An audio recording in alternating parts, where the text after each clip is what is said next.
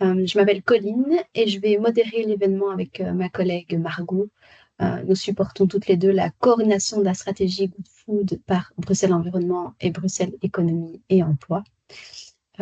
Et à titre d'information, donc ce webinaire va être enregistré. Si vous avez une objection, n'hésitez pas à nous envoyer un message et alors on vous floutera. Je vais vous partager directement mon écran.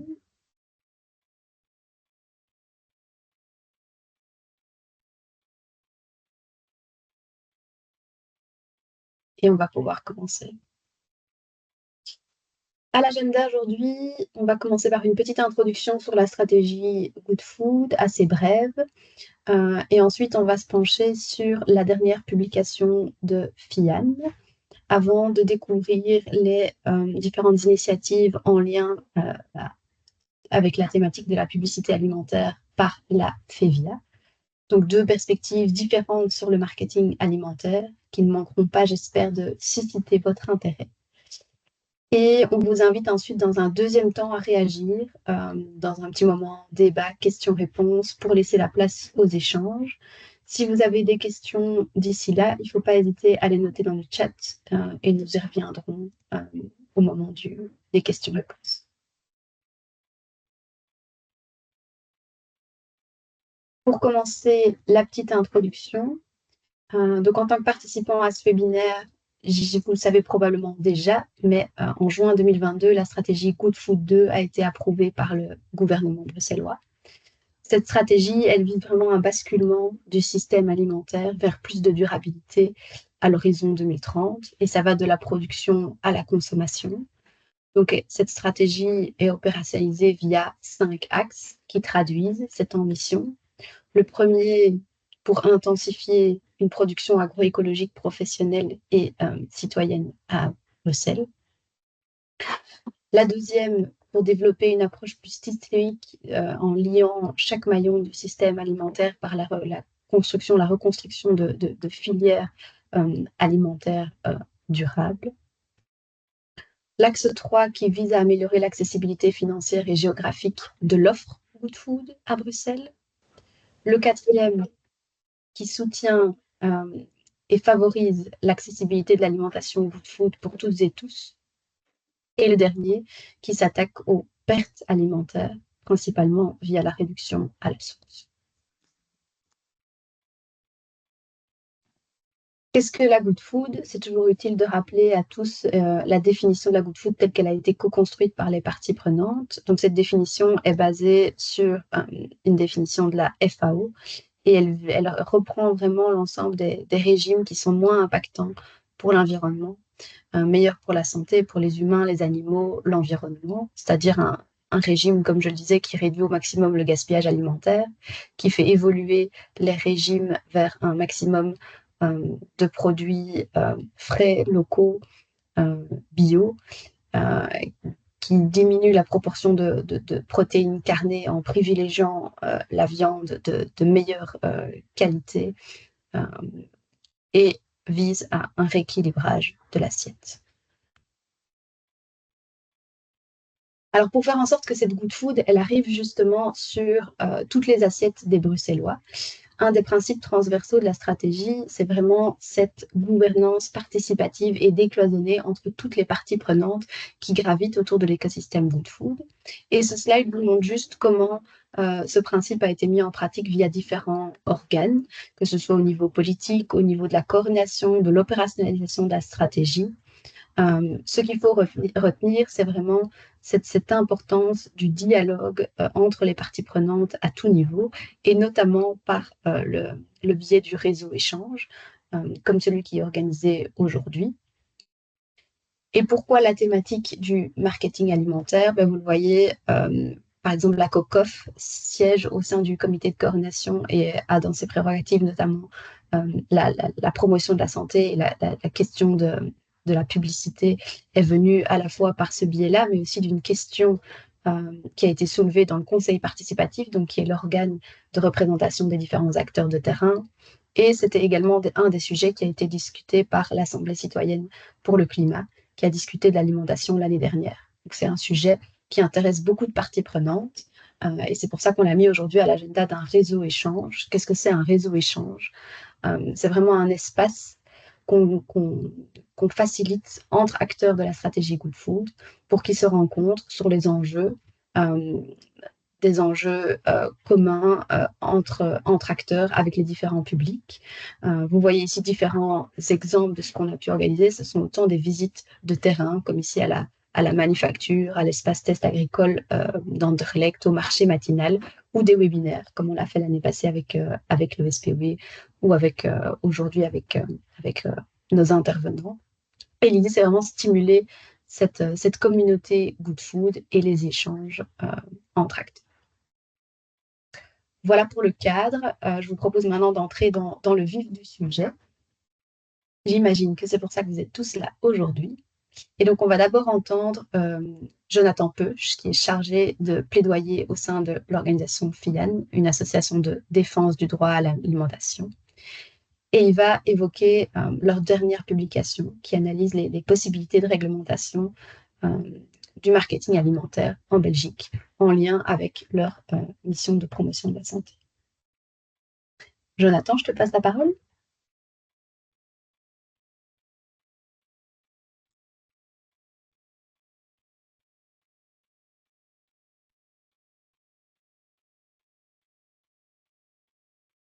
Bonjour, merci. Merci de l'invitation. Désolé, je parlais avec ma fille parce que c'est jour de grève aujourd'hui et donc je suis en télétravail. Mais elle me disait qu'elle allait justement partir avec sa grand-mère, donc tout va bien. Euh, donc merci pour l'invitation. Je suis très content de vous présenter cette étude que nous avons réalisée chez FIAN dans le cadre de notre agrément en promotion de la santé. Donc l'objectif de l'étude, elle est, comme son nom l'indique, de se demander comment est-ce qu'on pourrait mieux réglementer le marketing en vue d'une alimentation saine en Belgique. C'est une étude qui a un focus principalement juridique. Euh, En fait, on nous avait demandé d'essayer de localiser les compétences. Une fois qu'on veut agir contre la publicité, c'est encore une chose de savoir comment est-ce qu'on doit le faire. Cependant, chez FIAN, on est aussi une organisation d'éducation permanente et donc ce n'est pas une étude strictement juridique. C'est aussi l'occasion de présenter les impacts de la publicité et un panorama à ce sujet-là. Peut-être avant de continuer, dire que réglementer le marketing, ça veut en fait dire réglementer les activités des industriels de l'alimentation, que ce soit l'agro-industrie de transformation ou la distribution fait via Ecomeos. Et donc, c'est quand même un contexte un peu particulier pour moi que de présenter l'étude et puis ensuite avec un débat avec la FEVIA, mais c'est aussi pour ça que c'est intéressant. Euh, Merci. Donc, simplement pour dire quel est le lien entre le droit à l'alimentation et la publicité. En fait, c'est vraiment la question de la santé et de la nutrition qui est au cœur ici du problème. Dans le droit à l'alimentation, il y a des facettes de production, il y a des facettes de consommation, mais ici, c'est le droit qu'on ait tous accès en tant que citoyens, consommateurs, habitants en Belgique, à une alimentation qui soit bonne pour notre santé. Ça veut dire à court terme qu'elle ne soit pas dangereuse immédiatement, donc pas d'aliments pourris, pas d'alimentation, enfin voilà, qui vont vraiment être mauvaises mais, euh, pour la santé immédiatement, mais aussi à long terme. Et là, c'est beaucoup plus compliqué à mesurer et c'est là où les aspects de nutrition euh, apparaissent. Donc, je veux bien la slide suivante. Merci. Donc malheureusement, en termes d'alimentation et de santé, même malgré le fait qu'on sache tous que bien manger, c'est euh, la première des médecines, quelque chose qui est en fait très naturel chez nous, on le sait très bien, euh, que l'alimentation et la santé sont tout à fait liées. En fait, on voit que en Europe, on a une charge de morbidité qui est énorme, avec toutes les maladies qui sont liées à nos modes de vie. Donc là-dedans, on n'a pas que l'alimentation, il y a l'alimentation, l'alcool, le tabac, l'exercice physique, la pollution de l'air, qui font partie de ces choses, de ces maladies chroniques qu'on peut éviter, qui sont vraiment dues à notre mode de consommation, mais qu'on n'arrive pas forcément à faire. Donc en matière de santé, on a eu les résultats là, juste en juin de Sciences Anno sur l'enquête de santé publique, et donc on a un taux d'obésité en Belgique qui est établi à 18% de la population et environ 50% de la population qui est en surpoids. La bonne nouvelle de cette enquête, c'est que les chiffres n'ont pas tellement augmenté par rapport à celle de 2015. Donc la situation a l'air de se stabiliser avec des chiffres qui sont comme ça. Et je vous ai quand même indiqué 50% aux États-Unis parce que ça vous donne un petit peu l'horizon dans des endroits où la malbouffe est encore plus généralisée que chez nous. Donc en Belgique, d'après l'Union européenne, on a quand même entre 11 et 14% des décès qui sont attribués chaque année à l'alimentation, à la malnutrition. C'est vraiment beaucoup, c'est équivalent au tabac. Le tabac, c'est 15-16%. Et les variations, c'est parce que d'une année à l'autre, il y a des petites variations. Euh, le tabac, c'est intéressant de faire le lien parce qu'on voit les réglementations très fortes qui existent en matière de tabac sur la publicité, sur les prix, sur la vente, l'accès aux produits, etc. Pour des taux de mortalité qui sont plus ou moins équivalents, on n'a pas du tout la même réglementation et la même implication des pouvoirs publics sur ces questions-là. Et donc les maladies en question, c'est hypertension, AVC, diabète, ostéoporose, certains cancers. Euh, c'est pas très compliqué, on réfléchit tous dans nos familles, les personnes âgées. Probablement dans nos familles, on a tous au moins une personne qui a ce genre de maladie. Donc le problème, il est assez simple, hein, c'est qu'on mange pas assez de fruits et légumes, pas assez de graines, pas assez de céréales complets, pas assez de fibres, et qu'on mange trop de sel, de sucre et de gras, notamment de gras saturés. En Belgique, en dehors des maladies en elles-mêmes, ça a aussi un coût économique. C'est très compliqué à calculer, à monétariser, mais souvent c'est un levier à la décision. Combien est-ce qu'on perd à réglementer d'emplois, de profits, mais combien aussi euh, on doit compenser les externalités négatives. Et là, en matière de santé, il y a la FAO, donc l'agence de l'ONU sur la question de l'alimentation, qui estime que pour la Belgique uniquement, c'est 27 milliards d'euros par an sur la santé. Enfin, pas 27 milliards d'euros par an, pardon, qui sont dépensés ou qui doivent être dépensés. Une partie en budget direct à l'INAMI, la sécurité sociale, mais aussi des pertes de productivité des personnes qui sont malades, la santé mentale, le mal-être, etc. Je veux bien la slide suivante. Merci. Euh, donc maintenant, il y a trois grandes parties hein, dans la présentation. La première, elle vise à expliquer qu'est-ce que c'est la publicité et donc de quoi est-ce qu'on parle en fait. D'abord, je distingue le marketing et la publicité. Donc en fait, le marketing, c'est tous les moyens d'action qui sont mis en œuvre par les organisations pour influencer en leur faveur le comportement des publics dont elles dépendent. Ça, c'est la définition classique. Et pour les définitions de tout ce qui est lié au marketing, je me réfère à un ouvrage qui s'appelle le Mercator, qui est une sorte un peu d'outil de référence pour tous les étudiants, les professeurs en marketing. Donc voilà, le but, c'est d'influencer. Sauf que dans le marketing, on va aller beaucoup plus loin que la publicité. La publicité, c'est simplement un des éléments du marketing. Dans le marketing, on doit aussi compter la collecte des data, par exemple, les préférences en amont et en aval, la localisation des boutiques, un nombre assez incroyable d'outils, de ressources qui sont mises à la disposition des entreprises pour euh, être au bon endroit au bon moment. La publicité, c'est un petit peu c'est de l'effet visuel. Donc, c'est le visuel souvent qu'on va recevoir et qui va s'adresser directement au consommateur. Donc, on va voir la publicité, on ne voit pas forcément le marketing qui est beaucoup plus large. On a perdu le partage d'écran. Oui, j'arrive dans une seconde. C'était pour justement le partager en mode où toi, tu pourras prendre le contrôle. Euh, Ah oui, et ne plus me demander pour chaque slide, du coup. ouais, oui. Ça va arriver Je dans une pensais que ça serait seconde. plutôt comme ça. Hop. Ouais, alors, Euh,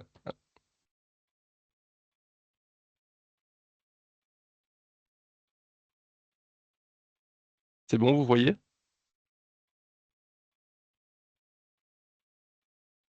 Le défaut, c'est moi, je vous vois oui, plus par contre. Vous voyez oui, bien? oui, oui, Ah oui. d'accord, merci.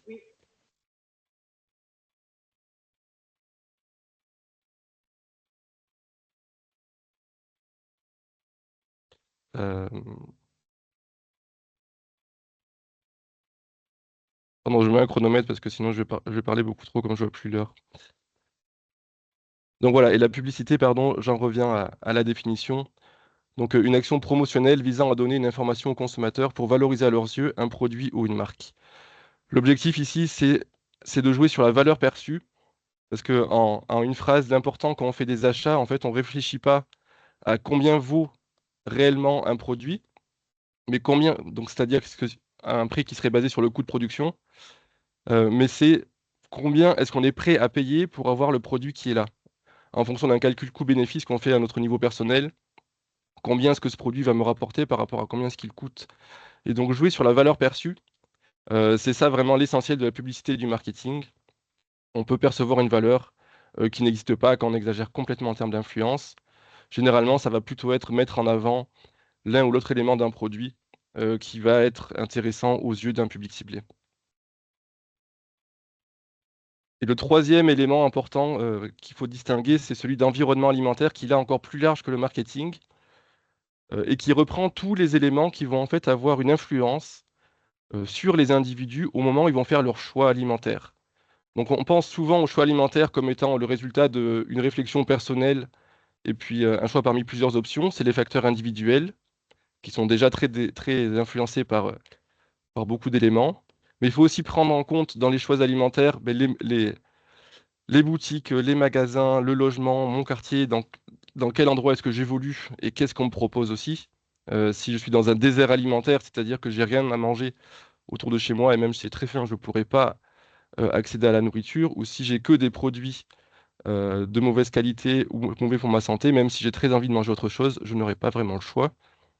Et puis le troisième niveau, celui des facteurs sociétaux, qui sont beaucoup plus larges, encore plus et encore plus éloignés des capacités d'action des individus, mais là on parle plutôt de la manière dont les chaînes logistiques sont organisées, de la manière dont le système santé me rembourse ou pas, euh, des traités internationaux, par exemple, en ce moment on a le traité EU-Mercosur qui pourrait avoir un impact conséquent sur le prix de la viande et la disponibilité de la viande au niveau du pays. Tout ça, c'est pas entre les mains des individus, en tout cas pas des individus lorsqu'ils sont en train de faire des choix de consommation. Donc si vous voulez en savoir plus, ah oui, pardon, faut que j'indique ça. Euh, Grosso modo, il y a un mot qui existe qui est celui d'environnement alimentaire obésogène, et c'est quelque chose que les chercheurs euh, appliquent à la plupart des pays européens et encore plus dans les pays anglo-saxons. Ça veut dire que si on ne réfléchit pas beaucoup, le choix par défaut qui nous est proposé en tant que consommateur, c'est un choix qui va être mauvais pour notre santé, trop gras, trop salé, trop sucré, et on va devoir faire des efforts personnels pour aller vers d'autres produits. Et donc, si vous voulez en savoir plus sur ces concepts, chez Fial, on vient de sortir d'une part l'étude que je vous présente maintenant, mais aussi une revue qui est plus généraliste sur la question et peut-être plus complète aussi, et moins technique et juridique. Donc, je vous invite à aller la voir si vous voulez, c'est sur Internet. Alors, mesurer l'impact de la publicité, c'est très difficile, mais pourtant, il faut le faire parce que si on veut réglementer, c'est qu'on sous-entend et qu'on estime qu'il y a un impact de la publicité. Ça se mesure de deux manières. D'une part, l'exposition, c'est-à-dire plutôt en termes de quantité. Combien de fois est-ce que je vais recevoir un message? Combien de fois je vais voir cette affiche? Combien de fois je vais lire ou voir ce clip promotionnel? Et puis au bout d'un moment, ça finit par rentrer. Puis cette exposition, elle est multipliée par la force. C'est-à-dire, est-ce que la publicité, elle est bien ciblée? Elle va attirer mon attention? Est-ce qu'elle est de bonne qualité en termes de qualité? Enfin, voilà. Et donc, c'est les deux éléments ensemble qui vont jouer. Et ces deux éléments vont influencer trois facteurs. Enfin, les préférences alimentaires, donc qu'est-ce que j'aimerais bien manger en général? Et ça peut être très inscrit. Ça veut dire que là, la publicité va pas du tout chercher à me faire acheter quelque chose, mais simplement me faire considérer que c'est normal d'aller dans un fast-food ou c'est normal de manger tel ou tel produit. Que ce produit, on va m'habituer à ce produit, en fait, que je l'achète ou pas. Mes achats concrets, donc là, on va vraiment aller sur un achat immédiat, mais aussi les habitudes de consommation. Le Graal de la publicité, c'est de faire en sorte que, on ne réfléchisse plus quand on achète ces produits, tellement le produit est devenu chez moi une habitude naturelle, voire essentielle à mon identité, à ce que je suis et à ce que j'aime manger. Ici, je vous indique un rapport qui est très important à mon avis, parce qu'il y a beaucoup de choses que je dis qui sont repris, soit qui viennent de ce rapport-là, soit qui sont repris, parce que c'est très complémentaire. Ça a été publié en août 2022 par le Conseil supérieur de la santé, donc un organe belge très important sur ces aspects de santé, justement, et qui appelle à réduire l'exposition des enfants, y compris des adolescents, aux aliments malsains par le biais des médias et du marketing en Belgique. Donc là, je la mets à cet endroit-là parce que on parle d'exposition, donc ils ne disent pas de réglementer la force, c'est-à-dire la qualité de la publicité, mais plutôt son exposition, c'est-à-dire la quantité d'exposition à laquelle on est soumis. Et dans ce rapport-là, ils font une étude assez poussée des impacts. Pour les impacts, pour vous dire que c'est très difficile à mesurer parce qu'il y a énormément de publicités et les publicités ont énormément d'objectifs différents. Donc on ne pourra pas mesurer en général la publicité en disant elle a eu tel impact sur la consommation. Encore plus difficile de dire elle a eu tel impact sur la santé ou sur le surpoids et l'obésité. Les liens sont très complexes. Pourtant, j'ai décidé de quoter, de citer cette étude qui dit il existe des preuves convaincantes que le marketing des aliments malsains auprès des enfants affecte leurs préférences en matière d'aliments et de boissons, leur demande d'achat, leur consommation alimentaire et leur statut pondéral. Une méta-analyse a confirmé ces effets sur les adolescents. J'en ai profité pour mettre un petit encart à propos de Londres qui interdit depuis 2019 la publicité de la malbouffe dans le métro et dans les transports publics et qui a résulté à une baisse des ventes de 6,5% en 2022. Donc un chiffre que je trouvais assez intéressant parce que très, très marquant. Euh, Quelques chiffres sur la publicité en Belgique, donc de quoi on parle et surtout de qui on parle. Là aussi, les chiffres sont très compliqués à trouver parce qu'en fait, il n'y a pas vraiment d'études publiques sur la question, donc il faut que les entreprises agrègent leurs données. Et c'est des chiffres que j'ai vraiment eu du mal à trouver et il y a des fourchettes assez importantes. Mais donc ce que j'ai trouvé, c'est qu'on a un secteur qui pèse entre 3 et 5 milliards d'euros par an, avec une partie assez importante sur le online, mais en Belgique, bizarrement, un peu moins que dans d'autres pays européens. Donc 35% qui irait sur le online, donc Internet, hein, et le reste sur le offline. Offline, ça veut dire télévision, journaux.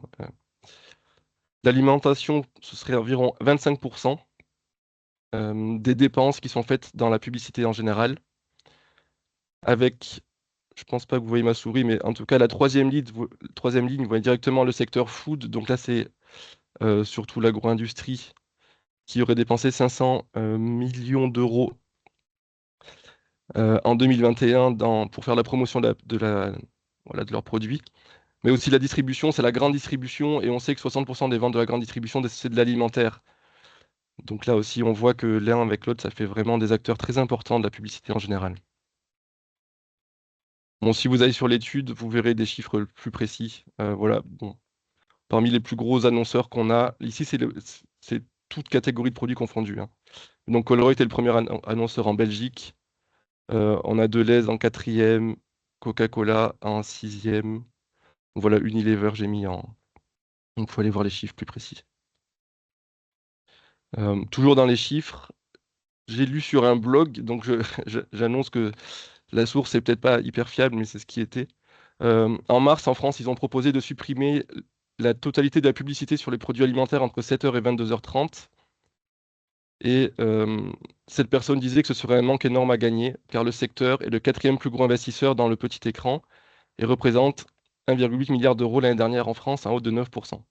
Donc on a toujours cette idée que on a la publicité en soi avec les débats moraux, est-ce que c'est bien ou pas, et les impacts de la publicité. On a aussi ce fait que la publicité, c'est aussi un secteur financier qui finance beaucoup de monde, et notamment les médias. Donc, dernier point généraliste, avant de rentrer après sur les questions plus de réglementation, pour vous dire que la publicité, c'est aussi quelque chose qui a un rôle très important en sociologie, puisque la publicité, c'est en fait l'interlocuteur, c'est-à-dire le média au sens de la personne qui est entre le produit alimentaire et l'entreprise. Dans un système international où les chaînes alimentaires sont très longues, généralement, on n'a aucune idée de quelles sont les entreprises derrière les produits, d'où ça vient, et surtout pas quelles sont les matières premières, parce que n'importe quel produit est en fait un agrégat de matières premières qui viennent souvent de plusieurs endroits du monde différents. Donc la publicité, elle nous donne confiance en nous donnant une information claire sur un produit, et la marque sert principalement à ça. Donc en fait, on connaît les marques, mais on n'a aucune idée des modes de production qui sont derrière. Alors j'en arrive à ma deuxième partie, réglementer le marketing, avec un point d'interrogation, parce qu'il y a deux petites parties. La première, c'est faut dire que le marketing est déjà régulé. C'est pas comme si c'était la foire et que chacun pouvait faire n'importe quoi. Il y a énormément de textes juridiques qui en parlent. C'était d'ailleurs justement le sujet de ma thèse de doctorat. C'est le droit de l'Union européenne qui a la main, qui encadre principalement les activités du marketing en matière alimentaire, mais toute activité de commerce confondue, avec des objectifs qui sont très généraux et qui parlent plutôt de déontologie, c'est-à-dire que la publicité ne doit pas induire en erreur et ne doit pas tromper. Pour le dire rapidement, on n'a pas le droit de faire croire qu'un produit qui est très sucré n'est pas sucré, on n'a pas le droit d'aller présenter des faits qui sont vraiment inavérés. Par contre, dire d'un produit qu'il donne la pêche euh, plutôt que d'insister sur le sucre, ça c'est vraiment le but de la publicité. Il est aussi interdit par le droit européen de mettre en danger la santé du consommateur, donc danger immédiat, j'en ai parlé tout à l'heure. Par contre, les dangers à long terme ne sont pas pris en compte par le droit européen, donc un produit trop gras, trop salé, trop sucré qui chaque jour vous empoisonne un petit peu et qui n'a des effets qu'au bout de 10 ou 15 ans, ça, c'est pas pris en compte par le droit européen. C'est très compliqué de distinguer. En fait, la raison est simple, hein, c'est que c'est très difficile de distinguer la responsabilité individuelle de la responsabilité de l'entreprise. Ensuite, on n'a pas le droit voilà, de faire des allégations nutritionnelles qui sont non fondées, donc j'ai pas le droit de dire cette tisane est bonne pour votre microbiote si ça n'a pas été prouvé. On a aussi l'obligation par le droit européen de fournir une information nutritionnelle, et c'est surtout en macronutriments. Donc, je vous ai mis un exemple d'une affiche, enfin, d'un étiquetage qui est là. Donc ça aussi, c'est une obligation. Et puis, et en fait, je marquais aussi l'origine des fruits et des légumes, on est obligé pour ces produits-là d'indiquer la provenance. En fait, il y a des dizaines, des centaines de règles qui s'appliquent, c'est extrêmement complexe. Euh, Seulement, ce qu'il faut retenir, c'est que pour l'instant, les objectifs en termes de droit européen ne fixent quasiment pas d'obligations en termes de santé, à part mettre en danger immédiatement la santé. Et donc, enfin, on a l'autorisation, des dérogations en fait, de réglementer en matière de santé au niveau des États membres.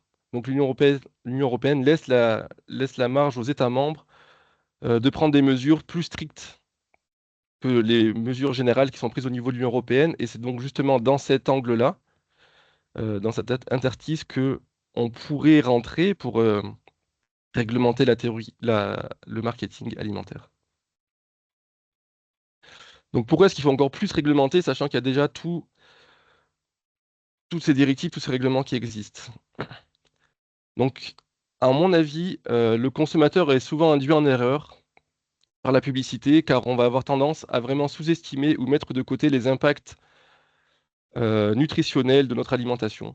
Parce que la publicité va mettre en avant des valeurs, des identités, des émotions, et très rarement parler santé pure. On va l'oublier en fait, et ça a des impacts sur nous très importants. On a aussi l'OMS qui, depuis 2004, a tiré la sonnette d'alarme, donc ça fait 20 ans hein, cette année, et a proposé une stratégie mondiale pour l'alimentation saine et l'exercice physique, en vue de lutter contre ces questions de malbouffe, surpoids, obésité, et qui appelle donc depuis déjà de 20 ans à la réglementation notamment de la publicité. Euh, voilà, toujours rien n'a été fait du côté de la Belgique en tout cas. Donc là, c'est peut-être un peu plus conflictuel avec l'intervenant suivant de la FEVIA, mais on pense aussi que l'autorégulation ne suffit pas. Les tendances sont à la hausse en termes d'impact sur la santé. On a atteint des niveaux de santé qui sont très importants. Il faut être plus strict. Et l'autorégulation, c'est aussi être jugé parti et donc laisser aux entreprises le soin de veiller sur notre santé. Nous, on estime que c'est à l'État de le faire en vue de ses obligations juridiques, mais aussi pour des questions morales et de démocratie. Donc là, je recite le rapport de tout à l'heure du Conseil supérieur de la santé.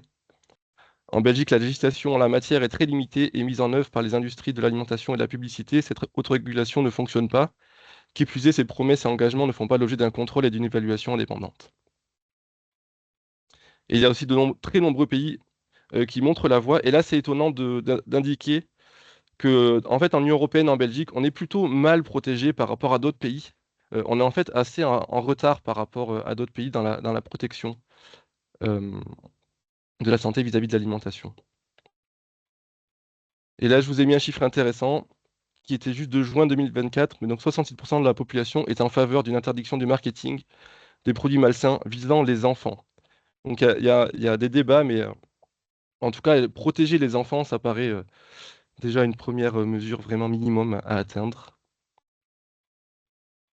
Bon, ici, c'est un discours, je vous le passe, c'était Frank Vandenbroek qui demandait d'agir plus en faveur de la réglementation et de diminuer l'impact de l'industrie sur les décisions législatives à l'égard du marketing alimentaire, mais je vois que le temps file. J'en arrive à ma dernière partie, euh, qui est en fait l'objectif même de l'étude et qui vise à clarifier la répartition des compétences. Donc, qui en Belgique peut agir pour réglementer la publicité si on estime que il faut le faire et qu'on a envie de le faire? Donc, la première réponse, qui est la plus simple en fait, c'est celle du niveau fédéral.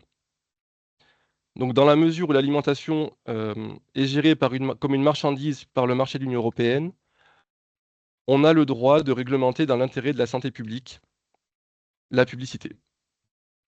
Et donc là, il y a un outil qui a été mis en place en 77, donc c'est une loi qui est relative à la protection de la santé des consommateurs en ce qui concerne les denrées alimentaires et les autres produits. Donc dès le début, on a cette idée de denrées alimentaires qui doit être réglementée, qui a un impact sur la santé, et qui dit le roi peut, dans l'intérêt de la santé publique, réglementer et interdire la publicité concernant les denrées alimentaires et relatives à leur composition, à des propriétés diététiques ou à leur effet sur la santé. Donc c'est très clair. Ce qui est intéressant, c'est qu'en fait, cette loi n'a pas vraiment donné lieu à des arrêtés. Donc le roi peut, mais ne l'a pas fait. Cette loi, par contre, a servi d'appui à toute la réglementation du tabac, puisque c'est denrées alimentaires et les autres produits. Et c'est dans cette loi qu'on trouve toute la réglementation de la publicité du tabac, voilà, des prix, du contrôle des prix, du contrôle des ventes. N'importe qui ne peut pas vendre du tabac. euh, et ça doit se faire dans des conditions très précises. On ne peut pas vendre du tabac à des enfants de moins de 18 ans. Enfin, là, je ne suis pas très sûr, mais il y a des limites d'âge en tout cas. Donc c'est dans cette loi-là que ça y est, et il faudrait simplement, entre guillemets, juridiquement c'est pas très compliqué, modifier cette loi-là pour pouvoir avoir une interdiction ou une réglementation stricte de la publicité ou même du marketing en matière alimentaire. On a aussi le plan fédéral nutrition santé qui a été mis en place depuis 2005 et qui depuis est reconduit et qui vise 5 axes d'action. La reformulation volontaire des produits, donc notamment en matière de sel. Donc là, l'idée, c'est encore de l'autorégulation, puisqu'on va essayer de dialoguer avec l'industrie pour qu'ils réduisent leur taux de sel, et je pense qu'il y a quand même certains effets qui ont été constatés. L'allaitement maternel, donc pour les mamans et leurs enfants. Des carences en iode, notamment chez les personnes âgées. Et puis des axes d'enquête alimentaire et de recherche scientifique. Et c'est notamment grâce à ce plan fédéral nutrition santé que Sciences Anno a des budgets pour mener des enquêtes sur les environnements alimentaires en Belgique, qu'on a des chiffres précis sur surpoids et obésité, etc. Et donc le rêve ici, ça serait un arrêté royal qui ferait dérogation aux règles du marché de l'Union européenne sur base de la protection de la santé des Belges, qui devrait être proportionné. Donc on ne peut pas non plus interdire sans raison. Donc il faut justifier et justifier la mesure euh, par rapport à ces objectifs. Et donc ici, ce qui me semblerait assez simple juridiquement, à condition qu'il y ait évidemment une majorité politique, ça serait d'interdire la publicité pour les produits qui seraient classés D et E au Nutri-Score sur toutes les plateformes envisageables dans toute la Belgique, donc online, offline, etc. Ça, c'est un peu le rêve. Il y a des pays qui l'ont fait, euh, plus ou moins en tout cas, et qui agissent à ce niveau-là. Le Chili, par exemple, qui en 2015 a décidé qui a fait une classification de qu'est-ce qu'un produit à teneur forte en calories, graisses saturées, sucre et sodium, et puis qui a interdit la publicité ciblant les enfants de moins de 14 ans pour ces produits. Il y a aussi eu enfin, voilà, des règles un peu plus précises, très ciblées sur les enfants, qui a été jusqu'à voilà, interdire spécifiquement les œufs Kinder Surprise et tous les jouets, les Happy Meal de McDonald's, par exemple, dans le cadre de cette loi. Mais on a aussi des échecs. Donc en France, ils avaient prévu au mois de mars, enfin mars, et ça a été débattu en mai, d'interdire la publicité à la télévision des produits alimentaires trop gras, trop sucrés. Je ne sais plus très bien les horaires, mais c'était un horaire de soir, donc c'était quelque chose comme 17 heures. À partir de 17 heures, là où les enfants regardent aussi. Seulement, ça a été rejeté à l'Assemblée nationale. Le deuxième acteur juridique qui peut agir, ce sont les communautés, communautés donc françaises et flamandes.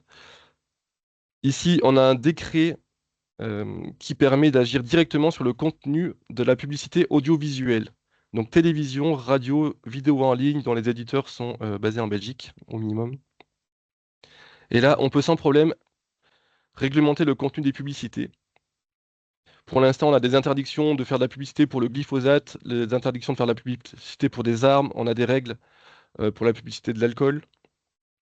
On pourrait tout à fait envisager dans ce décret euh, de le modifier et d'interdire là aussi les aliments qui sont trop mauvais pour la santé et d'interdire leur publicité. Il n'y aurait pas de problème, il faut simplement une volonté politique à cet endroit-là. Et je précise aussi que la RTBF contrôle en fait beaucoup d'acteurs audiovisuels, donc tout ce qui est l'audiovisuel public. Donc on a la première, on a la 3 typique, on a des radios, on a des télés. Et là, on peut aller encore plus loin dans les médias publics pour réglementer cette publicité. En revanche, pour la presse papier, on n'a pas de compétences spécifiques. Donc, il faut s'en remettre là à une règle fédérale. Uniquement le niveau fédéral pourrait interdire la publicité dans les journaux de produits alimentaires malsains. Et enfin, dans les compétences des communautés, on a aussi les plans de promotion et de prévention de la santé. Seulement, il faut des matières personnalisables. Et donc, on peut soutenir des acteurs. Et d'ailleurs, je tiens à dire que l'étude a été rédigée dans le cadre du plan de promotion de la santé bruxellois. On peut soutenir des acteurs, on peut créer, voilà, on peut faire des choses sur le terrain, on peut faire des études, mais par contre, on ne peut pas vraiment légiférer. C'est pas dans ces plans-là qu'on peut faire ça. Et donc, avec ce niveau de compétence, on pourrait faire comme l'a fait en Espagne en 2022, interdire la publicité pour les produits alimentaires malsains à destination des enfants, mais c'est pas obligé pour les enfants, hein, dans tous les médias, dans les médias audiovisuels. On a aussi la Corée du Sud, qui depuis 2010 déjà, donc depuis 14 ans, interdit toute publicité télévisée qui ciblerait les enfants de moins de 18 ans avec des produits alimentaires. Et puis enfin, on a les communes et les régions, et c'est vrai que parfois quand on parle de publicité, c'est la première chose à laquelle on pense, c'est l'espace public. C'est les publicités, donc moi j'habite à Scarbeck près de la place Litz, il y a des publicités en plein milieu de la place, souvent pour un McDonald's qui est soi-disant à 3 minutes à pied. Donc on pense plutôt à ces grandes affiches-là. Et donc là, on a un problème, ce n'est pas si simple.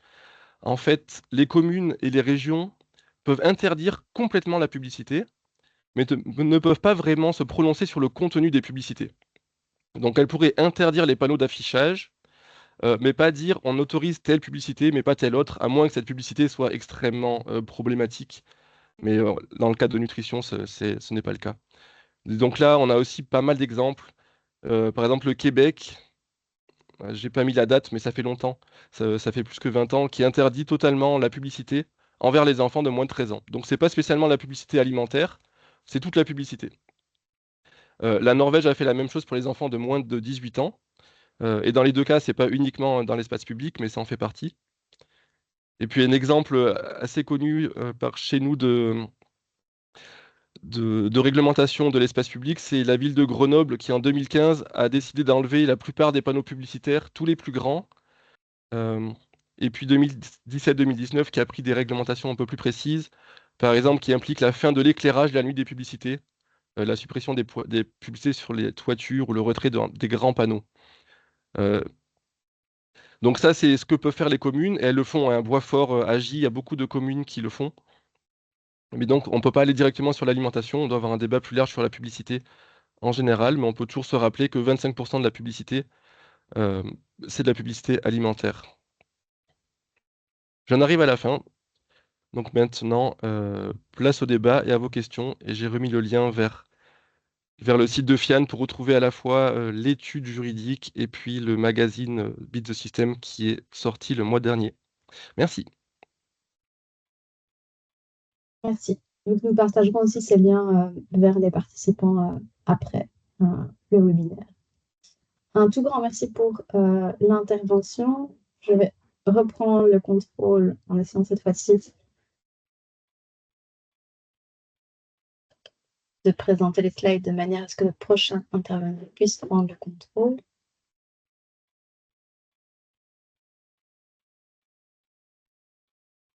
Vous voyez bien la présentation? Oui. Merci. Alors, je vais directement à la slide suivante.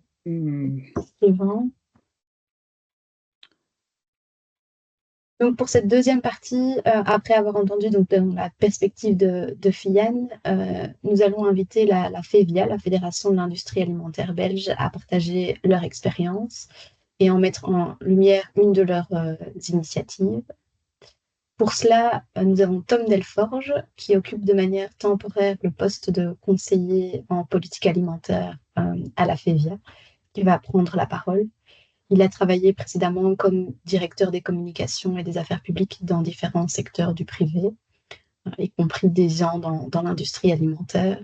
Et au cours des 3 dernières années, chez Coca-Cola, il s'est principalement concentré sur la stratégie d'entreprise autour de la durabilité, de la nutrition, de la santé, avec notamment pas mal de dialogues vers les parties prenantes.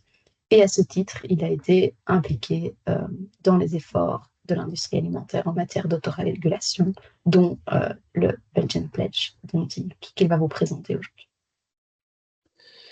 Merci, Colline. J'ai juste un petit problème, c'est que moi, je ne vois pas les slides. Donc, ce que je vais peut-être faire, c'est justement utiliser mon propre écran parce que j'ai... Ah oui, pas de souci, il doit y avoir un... Je ne sais pas ce qui se passe. Ok, aucun problème. Ok, donc je vais suivre sur mon propre écran et je vous laisse peut-être changer de slide à fur et à mesure comme j'avance. Voilà. Donc, merci de nous donner un tout petit peu de temps pour cadrer un tout petit peu l'approche de l'industrie alimentaire ensemble avec la distribution et les annonceurs dans la matière dont on vient de parler. C'est une matière énormément intéressante et complexe aussi, donc 10 minutes, c'est pas beaucoup, mais je vais quand même essayer. Juste quelques mots sur le contexte du marketing, puis les conditions nécessaires pour avoir une autorégulation qui est efficace. C'est vrai que l'industrie focalise sur ce qu'elle contrôle, c'est-à-dire essayer d'autoréguler, mais il y a évidemment des conditions pour que ça se passe de façon efficace. Je voudrais parler un tout petit peu de ça, et puis regarder un tout petit peu l'historique de l'approche plus concrètement, le Belgian Pledge, sans entrer trop dans les détails, parce qu'il y a déjà toute une histoire derrière. Donc, comme on venait d'expliquer tout à l'heure, les chiffres d'obésité, le sérieux du problème auquel on fait face, je ne dois pas vous le répéter, vous le connaissez tous. Et c'est clair que l'industrie alimentaire a un rôle à jouer pour essayer d'adresser les défis, de prendre sa part de la responsabilité. Bon, ça reste évidemment une problématique complexe, multifactorielle, donc l'industrie ne saura pas tout résoudre elle seule. Ni l'industrie alimentaire, ni l'industrie de la pub d'ailleurs. Et il faut aussi ne pas oublier que focaliser sur une façon correcte de réglementer la pub, c'est très bien, mais ça doit faire partie aussi d'une approche beaucoup plus large, aussi pour l'industrie alimentaire, et c'est bien le cas. On avait déjà fait un tout petit peu référence à la réduction de sel dans le passé. Tout ça s'est réalisé dans un cadre d'autorégulation, et il y a d'autres exemples aussi quand on parle des graisses trans, par exemple, qui ont été quasiment éliminés en Belgique. C'est grâce à l'autorégulation aussi. L'offre dans les écoles flamandes qui a fort évolué entre 2016 et 2020, c'est grâce à un accord entre l'industrie et le gouvernement. Donc, il y a quand même des exemples qui sont encourageants. Mais dans le domaine de la pub, c'est peut-être un domaine tout à fait important où il y a encore du travail à faire. Et je vais parcourir un tout petit peu avec vous comment ça a été fait jusque maintenant. Donc, ça a commencé en 2012 avec le Belgian Pledge. Maintenant, avant d'aller en détail, la question clé, c'est évidemment, est-ce que c'est une alternative valable à la législation ?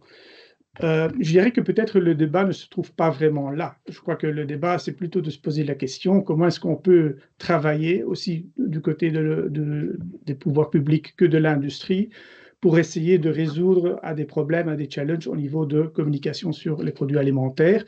Et là, l'autorégulation peut faire partie de la solution parce qu'elle offre quand même des atouts. Hein.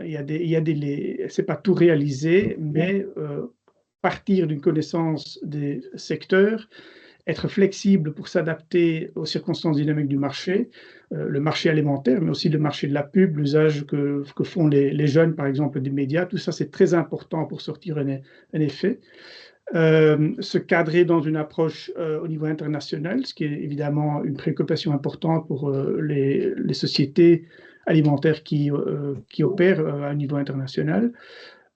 Aussi, sans doute, essayer de stimuler l'innovation, la reformulation, parce qu'on considère beaucoup la pub comme une arme négative qui pousse dans la mauvaise direction. Mais évidemment, on peut inverser les rôles et en faire une arme positive ou créer des possibilités, des stimuli pour l'industrie justement de reformuler et d'essayer d'éviter les restrictions en changeant l'offre qu'ils ont. Et n'oublions pas que si l'industrie arrive à faire du progrès dans ce domaine, c'est aussi une question de réputation, on ne va pas le cacher, c'est quand même important pour les marques et pour les entreprises concernées. Et puis finalement, ça permet aussi de travailler peut-être un peu plus rapide et d'éviter un processus législatif qui est très difficile. Je crois que Jonathan vient d'expliquer à tous les niveaux la complexité à laquelle on fait face et je suis sûr qu'il y a des moyens de trouver son chemin là-dedans. Il ne faut pas oublier que derrière la complexité juridique, il y a aussi le consensus politique qu'il faut trouver et ça s'avère en Belgique que ce n'est pas toujours facile. Je ne vais convaincre personne de ça, à mon avis. Est-ce qu'alors c'est une solution magique? Certainement pas. Hein. Donc il y a tout un processus d'amélioration qui est à suivre et une série de conditions qui sont quand même importantes. Donc il faut arriver à couvrir une partie suffisante du marché au niveau des produits, mais aussi au niveau des producteurs. Il faut couvrir un champ d'application qui doit être assez large pour vraiment faire une différence. Donc, tous les channels qui sont pertinents. Et il faut organiser un contrôle qui doit être efficace pour qu'on sorte un effet réel. Ce n'est pas facile. Et quand vous regardez le processus évolutif du Belgian Pledge, ben, comme je disais, il a été lancé en 2012, mais entre-temps, il a déjà été revu 4 fois. Il y a une 5e fois qui est en cours. Mais ce n'est pas mauvais signe, c'est plutôt preuve de flexibilité et aussi d'une volonté d'apprendre et d'améliorer. Et ce processus se passe le mieux quand il se passe en dialogue avec les parties prenantes. Je crois que ce sont les attentes des pouvoirs publics d'un côté, des experts, mais aussi de l'opinion publique qui doivent guider l'industrie pour qu'elle avance suffisamment vite et qu'elle s'adapte à la réalité qui change. Et pour ce faire, il y a toute une série d'éléments clés avec lesquels on peut jouer. On parle d'âge minimal, définition de l'audience, le seuil qu'on utilise, les produits impliqués, évidemment, le champ d'application, etc. Tous les éléments dont j'ai déjà un peu parlé avant. Alors, qu'est-ce que ça a donné en pratique? Je ne vais pas essayer de reconstruire toute l'histoire du Belgian Pledge parce que pas le temps pour ça. Juste quelques étapes importantes. Donc, le 3.0, disons, la troisième fois que ça a été revu, c'était en 2020. Là, on était dans un contexte qu'on voulait éviter la pub aux enfants de moins de 12 ans. Sauf pour des produits qui répondent aux critères du EU Pledge dans un cadre européen, avec toute une série de catégories pour lesquelles on se mettait d'accord de ne pas faire de la pub du tout. Par exemple, les bonbons, le chocolat, les soft drinks, vous les voyez là. Et en définissant l'audience comme un public cible qui doit avoir au moins 65% de gens qui ont au-delà de 12 ans pour que ce soit acceptable de faire de la pub. Et ce qui a changé à ce moment-là, c'est qu'on a rajouté notamment les médias sociaux et les influenceurs. Donc, c'était vraiment des canaux de communication qui prenaient de l'importance, d'où aussi la nécessité de les inclure, et aussi de mieux organiser un système de plainte. Il y avait déjà du monitoring pour regarder à l'adhérence, mais il fallait aussi faciliter la possibilité aux gens de réagir et aussi de porter plainte si on croyait qu'il y avait une infraction quelque part à signaler. Alors, un peu plus tard, déjà, relativement vite, il y a eu le Belgian Pledge 4.0 qui a travaillé sur différents aspects pour rendre plus stricte en fait l'approche. D'un côté, il y avait depuis juin 2023, l'augmentation de l'âge. Donc, on est passé de 12 ans à 13 ans. On a baissé le seuil pour l'audience pour être plus strict, pour être plus sûr qu'il n'y avait pas de fuite, si on veut, avec les pubs qu'on voulait éviter. Et en se basant aussi sur des critères nutritionnels qui, entre-temps, ont été revus au niveau européen dans le cadre de EU Pledge. Et en rajoutant aussi de nouvelles catégories, d'aliments pour lesquels aucune publicité n'était permise, notamment les chips et les glaces. Mais peut-être encore plus important, c'est qu'à ce moment-là, le Belgian Pledge a été intégré dans le code de publicité. Donc avant, il y avait une bonne cinquantaine de grands annonceurs qui participaient, qui couvraient ensemble 80% de toutes les annonces dans le secteur alimentaire, ce qui est considérable, mais ce n'est pas l'ensemble. À partir de l'année passée, en fait, le pledge est devenu obligatoire pour l'ensemble de l'industrie. Donc, toutes les entreprises doivent respecter le pledge, qu'ils aient signé ou pas. Donc, c'est plus un caractère volontaire, ça passe bien au-delà, avec un contrôle du respect des règles par le GEP et un contrôle aussi de l'adhérence de façon continue, avec des rapports aussi sur les plaintes qui sont publiés de façon régulière.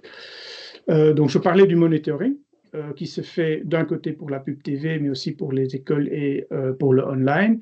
Et justement, cette procédure de plainte où tout le monde, de façon gratuite, peut s'adresser à la GEP avec des plaintes concrètes quand il constate qu'il y a des infractions, et peut aussi suivre de quelle façon c'est respecté, est-ce que l'industrie évolue dans le bon sens.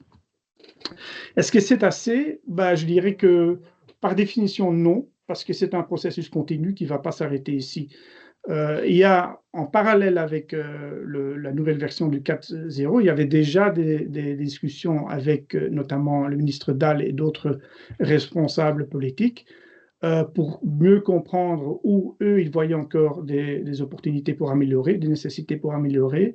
Et suite à ça, il y a de nouveaux engagements qui ont été formulés au sein des différentes industries, qui ont déjà été rapportés aux différents ministères impliqués. Et en parallèle, en attendant la réaction, parce qu'on était petit à petit avant les élections, on a commencé déjà au sein de l'industrie de préparer les modalités d'implémentation, parce qu'évidemment, il y a tout un travail de détail qui est derrière aussi, et on a lancé une procédure d'approbation, donc on espère lancer le nouveau pledge dès l'année prochaine, avec de nouveau une augmentation de l'âge minimal à 16 ans, et avec un renforcement du contrôle où notamment l'arbitrage du GEP va intégrer le conseil de spécialistes en nutrition pour avoir cette perspective de façon plus explicite dans les évaluations des décisions du GEP aussi. Alors, pour conclure, j'espère que je ne dépasse pas mon temps, je dirais que il est clair que l'autorégulation n'est pas une solution miracle, qu'en fonction des circonstances, en fonction de la façon dont on donne une solution concrète à cette opportunité, on aura plus ou moins d'effets et d'impact. Mais ça se passe mieux quand ça se fait en dialogue entre les secteurs tout d'abord, mais aussi notamment avec d'autres parties prenantes et avec les pouvoirs publics. Pour arriver à des solutions qui sont pragmatiques, qui répondent quand même aux attentes, mais qui sont aussi portées par une partie importante de la population. Je crois que Jonathan, tout à l'heure, disait du fait que dans le sondage de Ciensano, 66% des gens disent qu'ils sont en faveur d'interdire la pub. Quand on pose la question de façon très générale, c'est peut-être le fait, mais quand on creuse un peu plus loin, on voit quand même que les points de vue sont un tout petit peu plus nuancés, très souvent.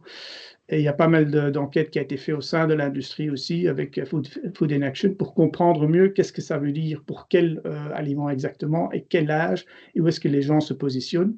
Et ce qu'on voit, c'est que, notamment pour les produits riches en sel, en sucre et en graisse, il y a environ la moitié des gens qui disent « je suis en faveur d'une interdiction », à l'âge de 13 ans. Donc, on définit l'enfant comme 13 ans. Il y a même un quart qui dit 10 ans, ça suffit, mais 13 ans, ça porte la majorité.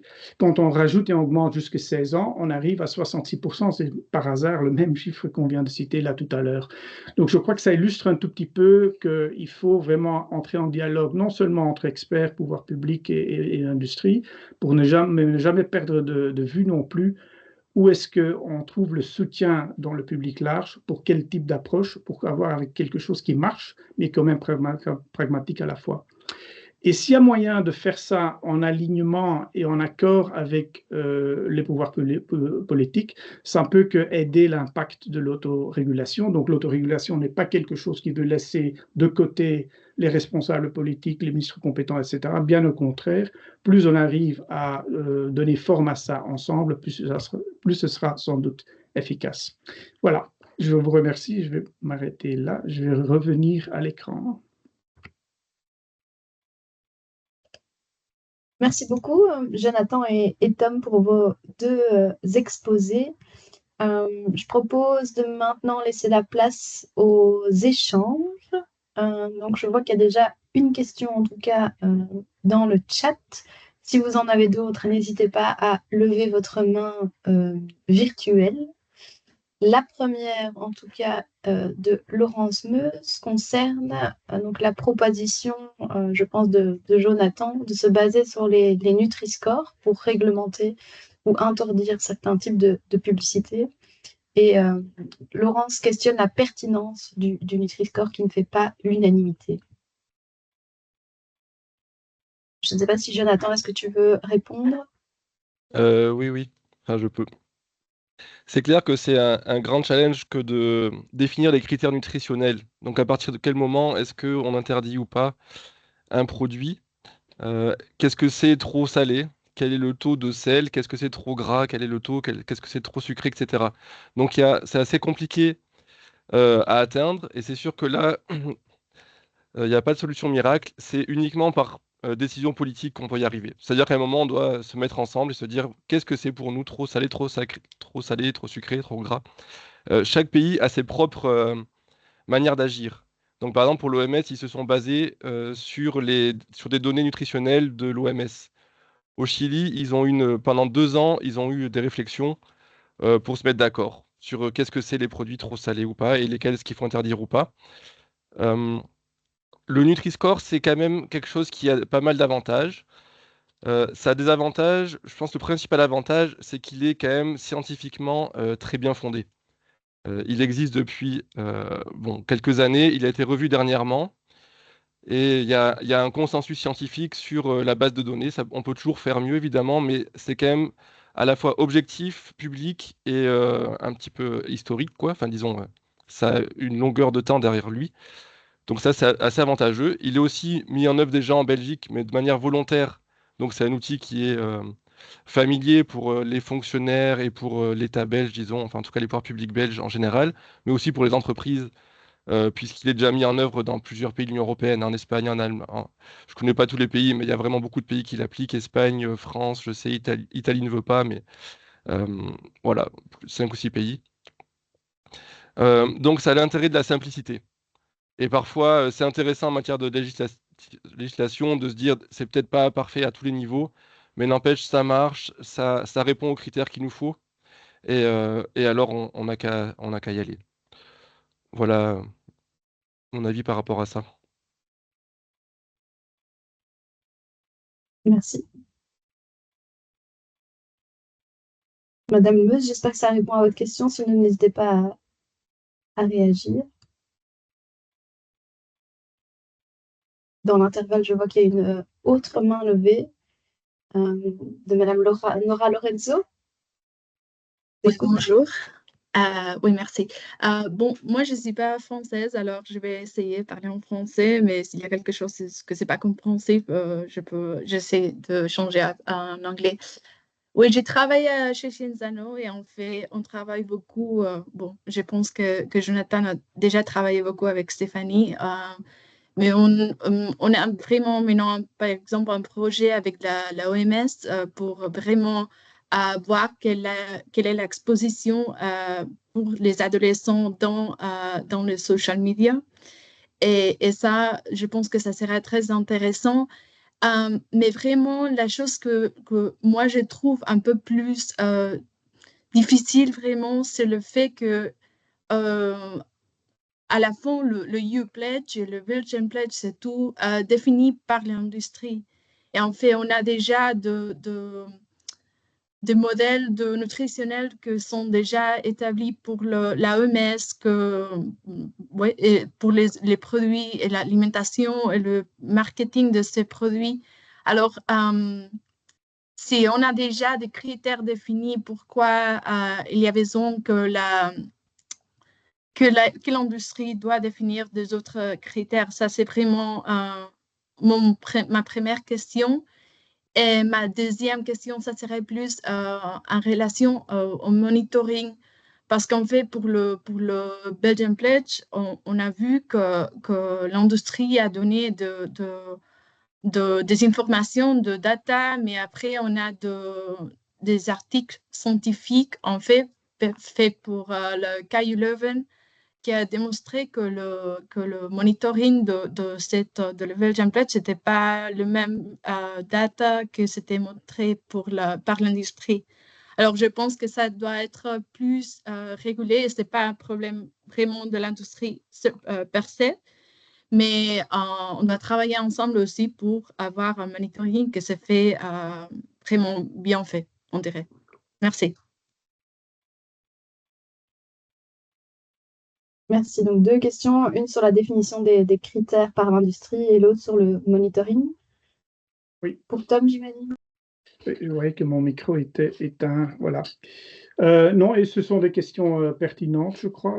Au niveau des critères, c'est vrai que, comme disait déjà Jonathan, il y a différents modèles et différents schémas qu'on pourrait utiliser comme critères.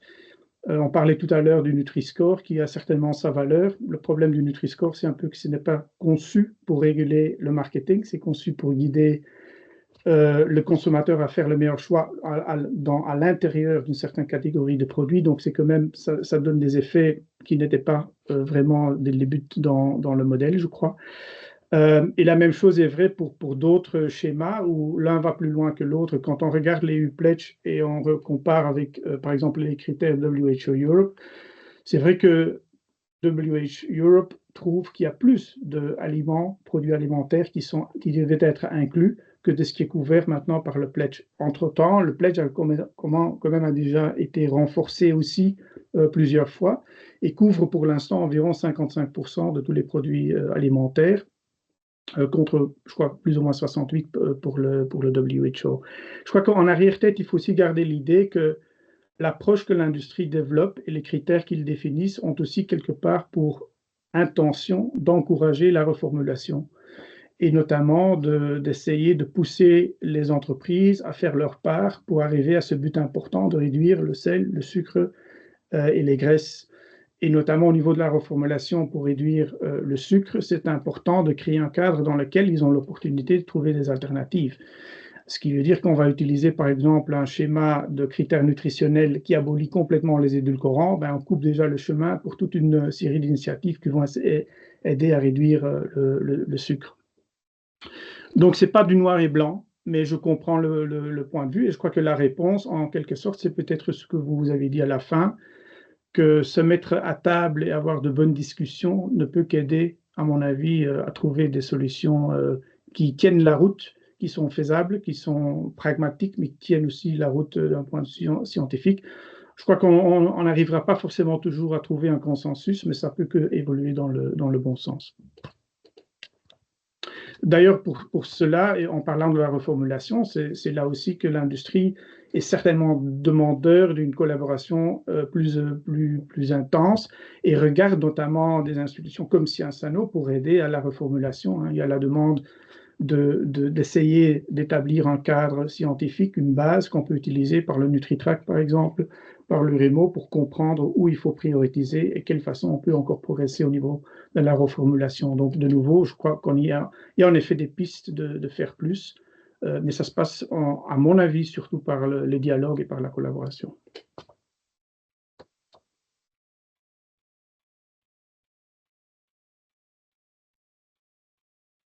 Merci. Je vois que Lucie Gendrin a levé sa main.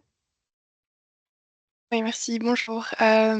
Lucie Gendrin du réseau de villes européennes Eurocities et je fais partie de l'équipe Food.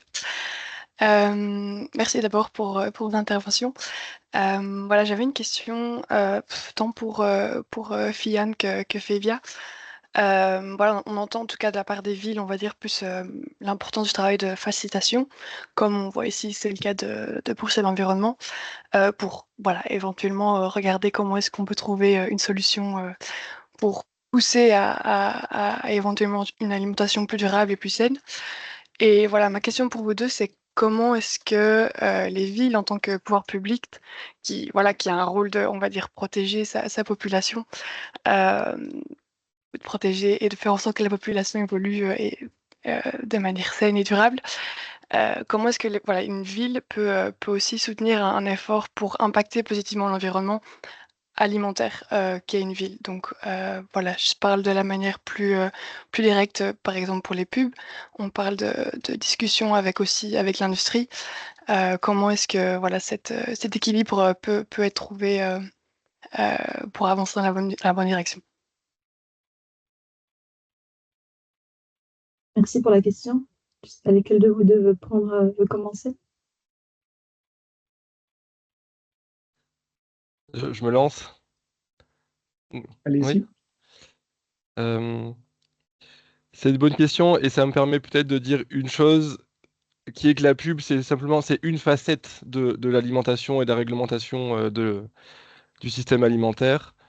Nous, chez Fian, on a une approche en termes de droit à l'alimentation, donc on prend la publicité n'est que un des éléments parmi beaucoup euh, qui ont, qui déterminent l'accès de la population à une alimentation de qualité.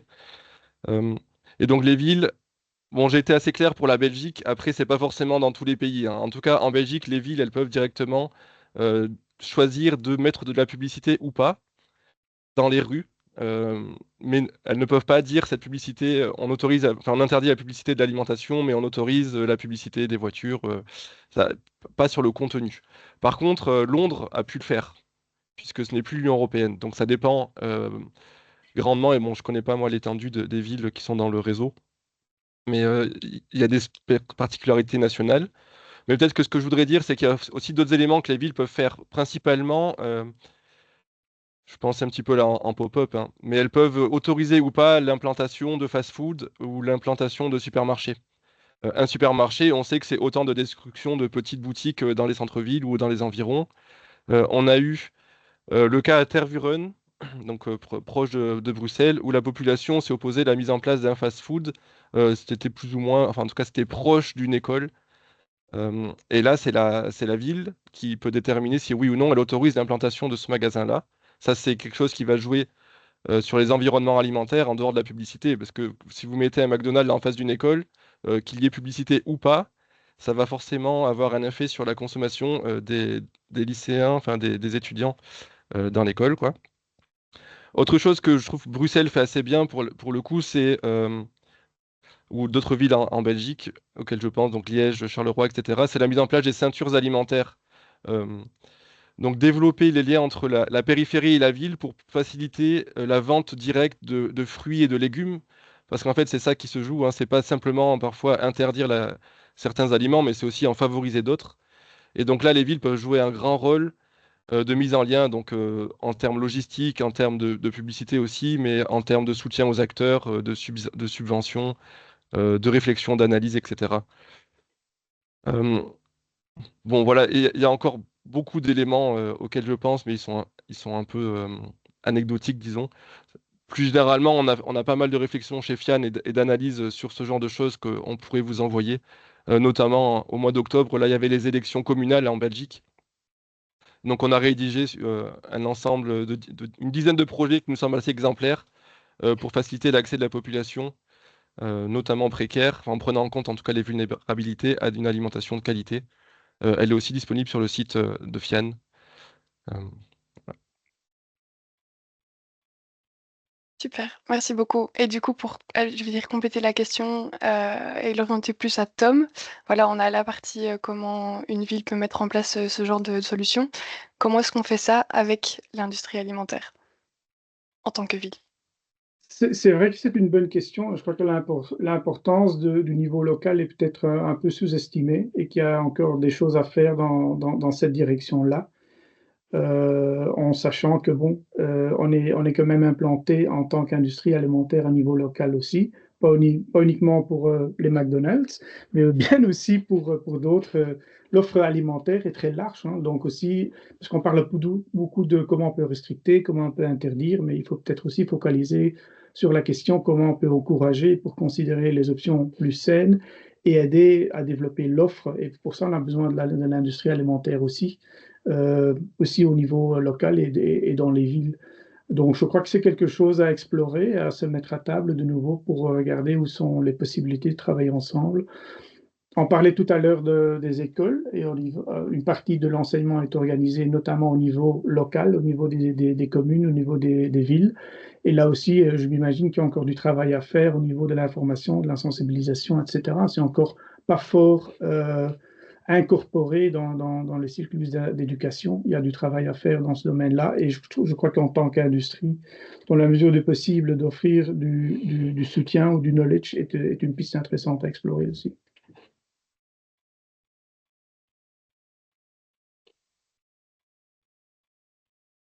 Merci à tous les deux pour les réponses à la question de Lucie.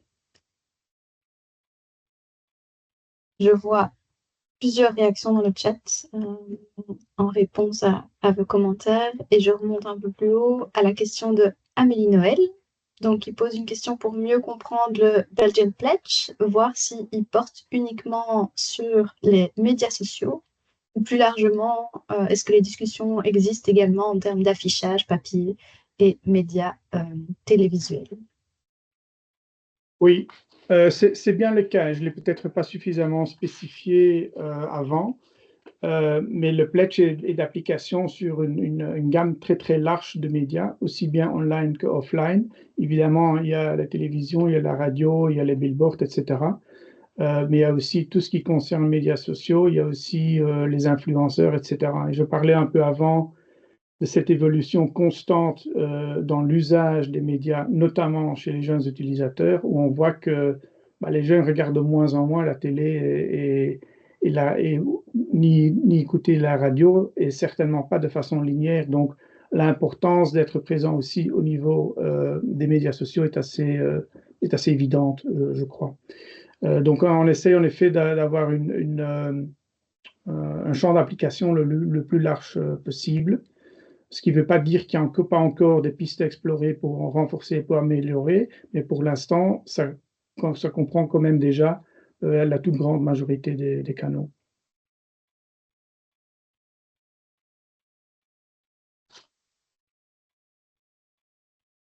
Merci pour la réponse.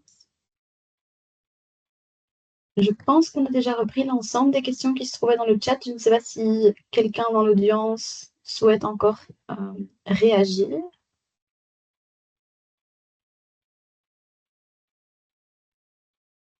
Je vois Manu de Fienne qui souhaite prendre la parole.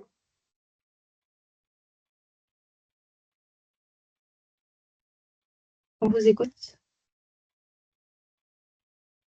Et vous êtes sur mute, par contre. Votre micro est coupé.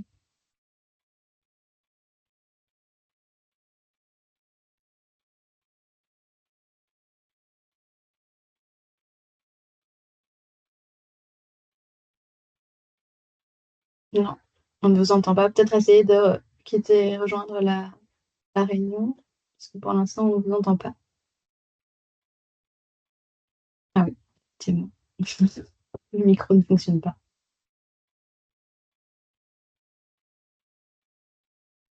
Est-ce que vous souhaitez poser votre question dans le chat?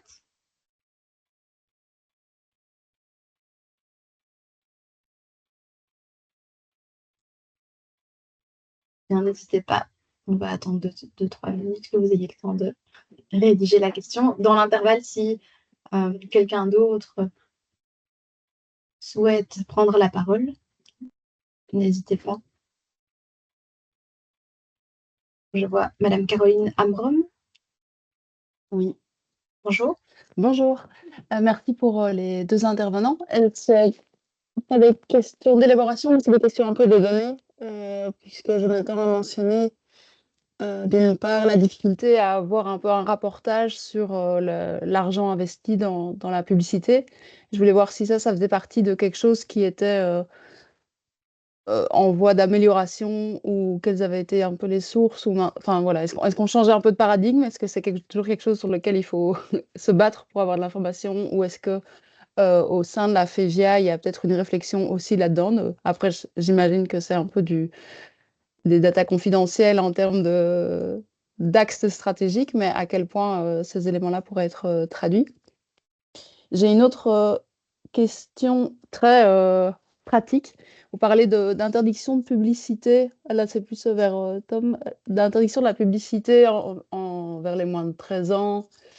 Mais parfois, il y a des distributions gratuites. Donc moi, de façon très pratique, je me retrouve avec des compotes Nestlé dans le sac de ma fille de 2 ans à la crèche. Et comment est-ce que ces éléments-là sont un peu diligentés ou interdits? Ou est-ce que ça, c'est d'accord avec les communes? Et alors là, il y a des vraies actions à faire, je pense, à pouvoir organiser ça. Et alors, je voulais voir aussi, j'avais pas bien suivi, donc ici, le pledge, et je m'excuse, peut-être que la question est très bête, mais à quel point il y a une collaboration avec Comeos, enfin, comment est-ce que le retail est aussi pris dans cet engagement du Belgian Pledge? Ok, je vais peut-être commencer par le dernier élément. C'est le plus facile parce qu'en fait, ça a été co-développé complètement par la distribution et l'industrie alimentaire ensemble avec les annonceurs. Donc, c'est vraiment une plateforme qui a été créée et qui évolue lors d'un travail continu, si tu veux, entre les trois secteurs. D'ailleurs, l'UBA est peut-être mieux placé pour répondre à la question sur l'accessibilité aux données et aux détails financiers de la pub, plus que FEVIA, mais il y a quand même pas mal d'informations qui sont disponibles. Est-ce que maintenant on peut améliorer l'accès et rendre ça plus facile? Peut-être bien, mais ce ne sont pas des secrets. Ce qui est peut-être plus difficile, c'est d'avoir des détails sur des budgets, sur les marques et sur les différents produits, parce que ça fait partie évidemment de la stratégie d'entreprise. Ce n'est pas quelque chose qu'on veut ou qu'on peut partager, même avec des contraintes légales entre entreprises. Alors, l'autre question que vous aviez portée, je crois, sur le sampling, qui est en effet pas couvert pour l'instant par le Belgian Pledge. Donc ça, c'est un point à évaluer. Entre-temps, il est vrai que certains joueurs, certains membres signataires du Pledge vont plus loin. Donc, il y a des entreprises qui ont intégré encore plus de canaux de communication, de marketing dans les engagements du Pledge et qui ne vont pas faire du sampling non plus.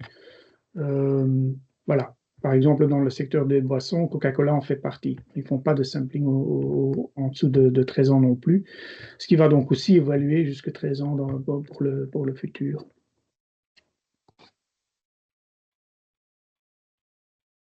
Merci. Merci.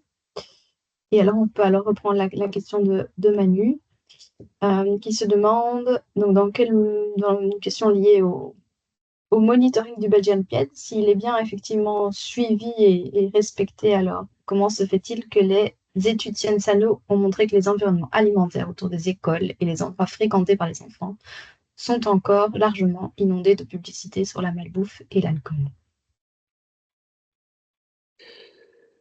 Oui, écoutez, le monitoring, il porte sur la télé, la radio, le online et les écoles, au sein des écoles. Donc, c'est ce qui a été fait jusqu'ici. Et là, on a une adhérence qui est très importante. Il y a du progrès qui est fait. Il y a aussi des études d'impact, surtout au niveau européen, qui démontrent et qui quantifient un tout petit peu l'explosion des jeunes aux annonces qu'on veut éviter. Et on voit que les chiffres sont en effet beaucoup mieux aujourd'hui qu'ils étaient avant. Donc on fait du progrès. Est-ce que maintenant ça veut dire qu'on crée un environnement alimentaire parfait à tous les endroits, aussi autour des écoles? Certainement pas. Donc il y a sans doute encore du travail à faire dans ce domaine-là. Mais je crois que l'image est quand même plus nuancée que de dire qu'on est inondé par les mauvaises pubs. Je crois qu'un chiffre qui est intéressant de ce côté-là, c'est de regarder par exemple l'évaluation qui a été faite par Nielsen il n'y a pas très longtemps et qui regardait le online, l'exposure online aux pubs pour les produits riches en sel, en sucre et en graisse. Et en fait, c'est 1,5% plus ou moins des ads qui sont servies qui portent sur ces produits-là. Et quand on regarde l'autre côté, on regarde l'ensemble des annonces qui sont faites pour ce genre de produits, qui tombent donc sous les critères du Pledge. On voit que c'est environ 98,5, je crois, de tous ces ads qui atteignent le public ciblé qui est au-delà de 13 ans. Donc, en fait, dans l'ensemble de la totalité de la pub qui est faite, on est déjà allé assez loin pour avoir du progrès et pour éviter que ça dérape. Maintenant, ça ne veut pas dire que l'environnement alimentaire, comme il a été défini notamment dans l'étude de Sciences Ano, est beaucoup plus large que la pub, évidemment. C'est l'offre, c'est l'implantation des magasins, c'est l'offre dans les magasins, etc. Donc, c'est très, très large. Et il est clair qu'il y a encore, de façon générale, du travail à faire pour améliorer vers une offre plus saine et plus équilibrée par tous les parties prenantes, y inclut l'industrie.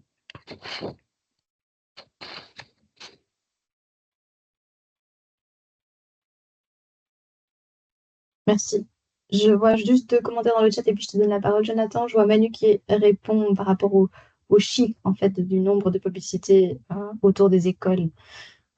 Donc, c'est en moyenne 7 publicités pour les aliments ultra transformés et 8 pour de l'alcool dans la recherche mentionnée.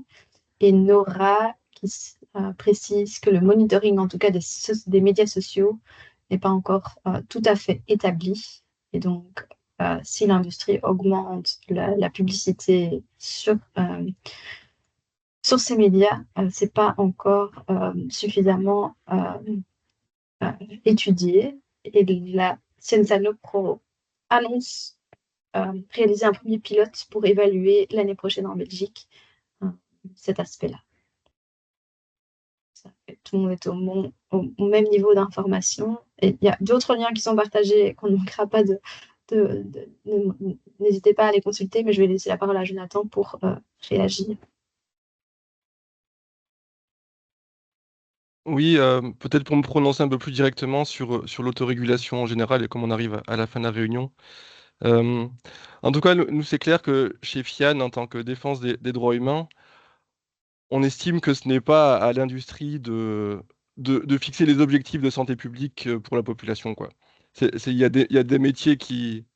Il y a l'OMS qui sert à ça, il y a la démocratie avec les institutions qui doivent réussir à fixer les objectifs généraux qu'on doit atteindre. L'industrie a certainement un rôle à jouer dans la mise en œuvre parce qu'évidemment, 85% de la population mange par les supermarchés. Donc ça, c'est logique que pour la mise en œuvre, on doit ensuite dialoguer. Mais les objectifs doivent être définis au niveau des parlements, au niveau des experts de santé. Et ensuite, la mise en œuvre et le dialogue doivent venir maintenant, enfin doivent venir dans un deuxième temps. Et on voit autant ici, enfin dans ce débat-là, mais on voit aussi au niveau international comment les industries en fait arrivent à s'initier dans les discussions et c'est des interlocuteurs qu'on ne peut pas esquiver parce qu'ils ont un poids important hein, dans le marché. Mais comment en fait qu'ils peuvent arriver à d'une part déstabiliser et puis réduire les efforts des pouvoirs publics pour agir sur des objectifs qui sont vraiment légitimes. L'autorégulation, ça fait que c'est jugé parti, et c'est ce qu'avait mis peut-être Manu, et comme il a pas réussi à parler, je reprends un petit peu quelque chose qui était là. Mais l'autorégulation, c'est aussi un conflit d'intérêts. C'est-à-dire que c'est ceux qui vendent les produits qui seraient en mesure de fixer les normes de protection du reste de la population. Donc, qui ait un avis à donner, c'est une chose. Qui soit, disons, maître et qui centralise les décisions, les instances de décision, ça, pour nous, c'est vraiment pas acceptable. Bon, il faut savoir distinguer les deux et en effet peut-être qu'il faut aller sur du volontarisme à des moments, mais l'État doit vraiment jouer son rôle de protection de la population Et souvent, en matière d'alimentation, l'Europe est un peu à la traîne, malheureusement, et c'est très bien. Sur les questions de santé et d'alimentation, hein, quand on est aux États-Unis, les taux d'obésité, ils sont pas loin, ils sont entre 40 et 50%, parce que là-bas, l'industrie alimentaire a encore plus de place, quoi.